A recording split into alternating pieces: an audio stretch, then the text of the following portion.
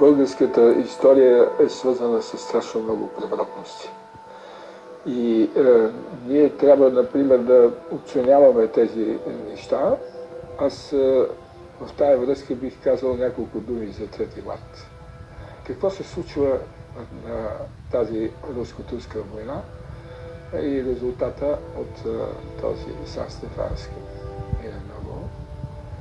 Всъщност, включването на Сърбия в войната за 2 седмици води до факта, че Русия дарява 2 български епархии на Сърбия.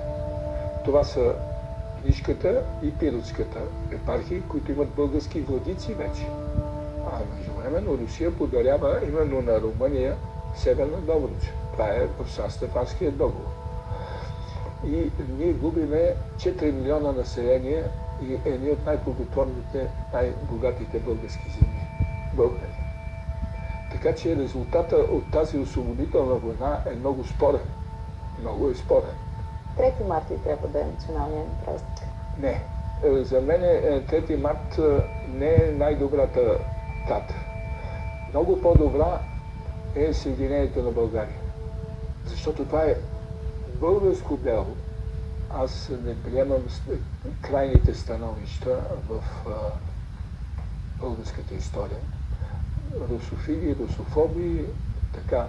Аз мога да кажа, че рода на Райна княгиня са били русофили, защото Райна княгиня учи в Москва, нейният мъж също.